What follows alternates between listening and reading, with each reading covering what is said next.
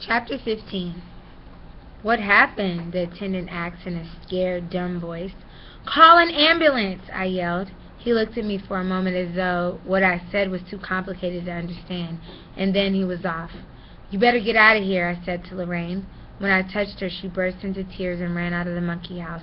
If she had gotten involved as a witness after all that had happened, I knew her mother would have shipped her off to a Tibetan convent for 96 years.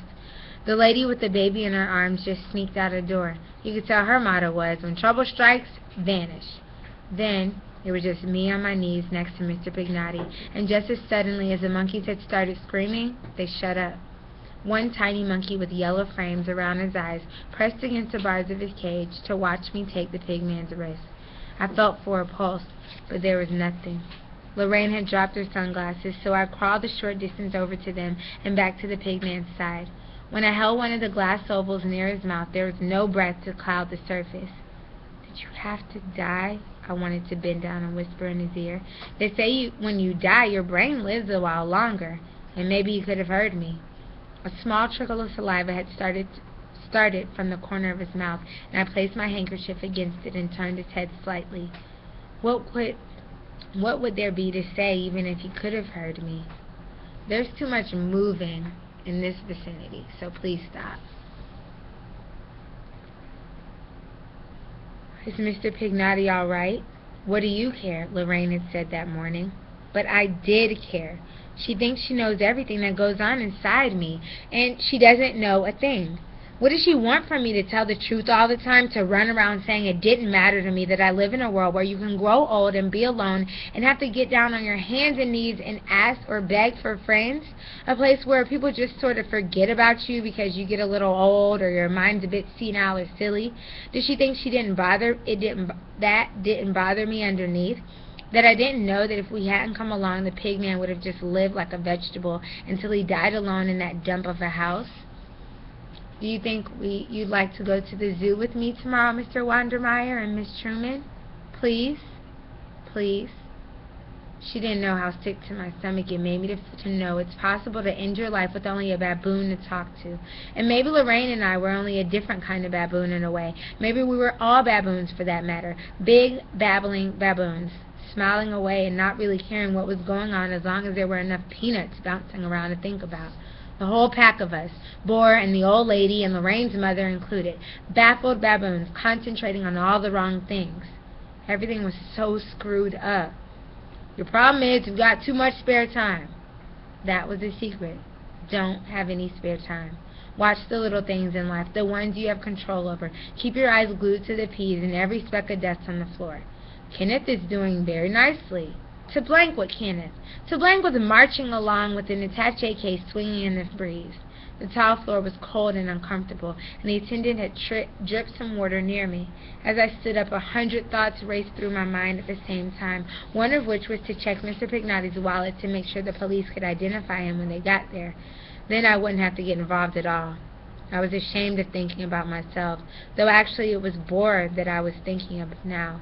The position of Mr. Pignati's head on the floor made his face look a little like my father's, and I didn't like the feeling it gave me. Up until then, I had never been particularly disturbed about seeing a corpse, even when I'd have to sit for an hour or so at a funeral parlor when some relative had died. To me, the dead body just looked like a doll, and all the flowers stuffed around here and there were sort of nice. It gave me a feeling like being in Beekman's toy department, to tell you the truth. Everything elaborately displayed. So many things to look at, anything to get away from what was really happening. I lit a cigarette and watched the smoke climb toward a light in the ceiling. There was such a chill in me I couldn't stop my legs from shaking, and although I was standing in the same spot, I felt as if I were moving forward. My thoughts jumped from Mr. Pignati to wondering if Lorraine were waiting for me, to knowing I was standing in a monkey house stuck on top of a small planet, whirling through space, moving forward. It was like Lorraine's nightmare, where something forced her toward the room with the black curtains. Then I knew. I was not in a monkey house. For a moment it was something else, something I was glimpsing for the first time, the cold tiles, the draft that moved about me, the nice solid fact that someday I was going to end up in a coffin myself. My tomb. I took a puff on the cigarette, and I can hear Lorraine's voice saying I was killing myself.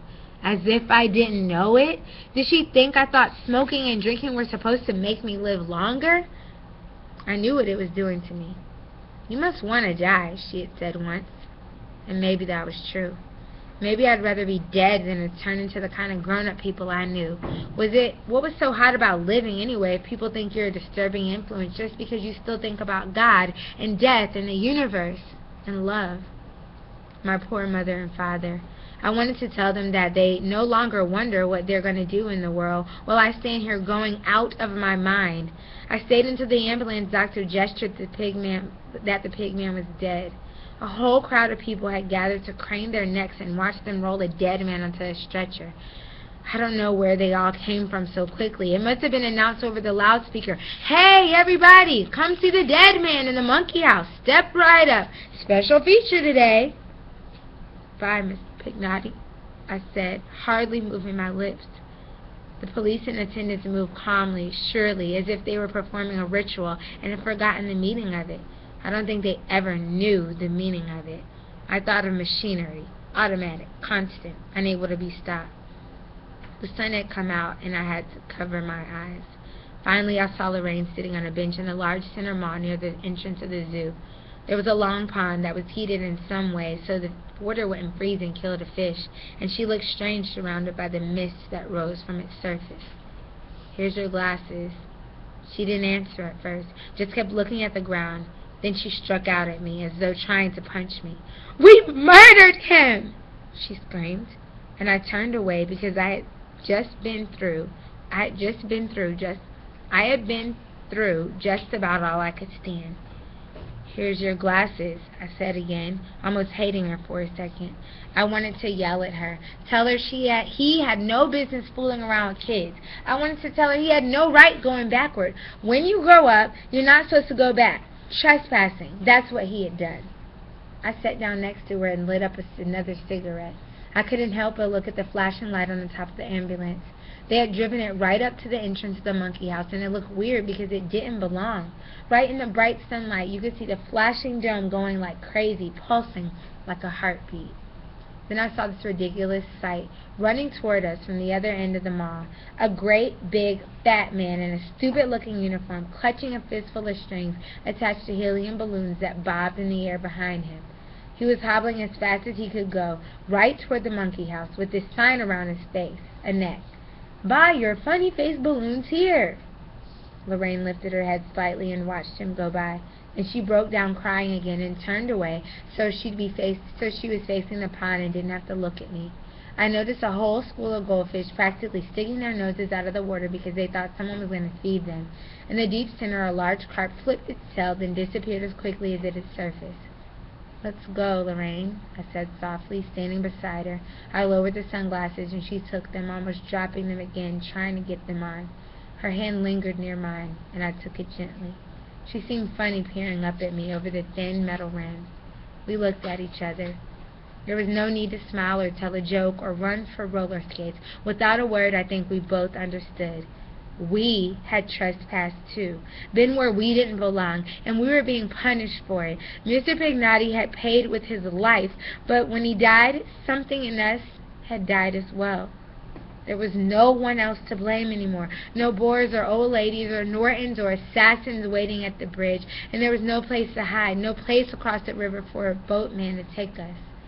Our life would be what we made of it. Nothing more, nothing less. Baboons. Baboons. They build their own cages. We could almost hear the pigman whisper as he took his children with him.